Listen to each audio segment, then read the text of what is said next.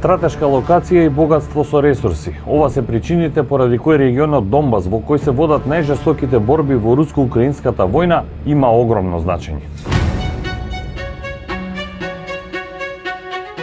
Донбас се наоѓа во источна Украина, на границата со Русија, која во моментов контролира 85 до 90% од територијата на регионот. За Русија е важен бидејќи со контрола над него има пристап до главните индустријски капацитети, а за Украина е важен како тампон зона за останатиот дел од територијата.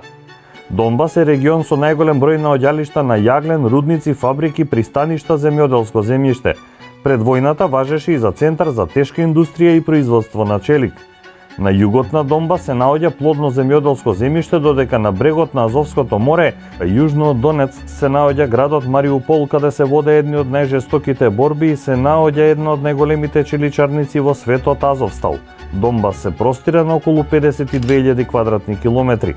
Во Донецк се наоѓаат и голем процент од капацитетите на ретки минерали, за чија експлоатација беше заинтересиран американскиот председател Трамп.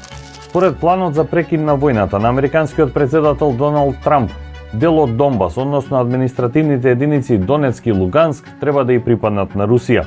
I don't have a deadline. The deadline for me is when it's over. And I think everybody's tired of fighting at this moment.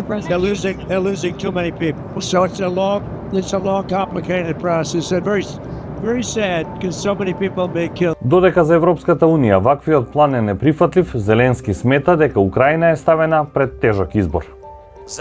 Now is one of the most difficult moments in our history. Now the pressure on Ukraine is one of the most difficult. Now Ukraine may find itself facing a very difficult choice. Either the loss of dignity or the risk of losing a key partner. Во регионот Донбас, голем дел од населението се идентификува со Русија. Мајчин јазик им е рускиот. Москва го искористи тоа за во 2022 да спроведе референдуми за отцепување на 4 области Донецк, Луганск, Херсон и Запорожје од Украина и нивно припојување кон Русија. Иако резултатите во огромно мнозинство беа во корис на припојување со Русија, сепак меѓународната заедница не ги призна овие референдуми.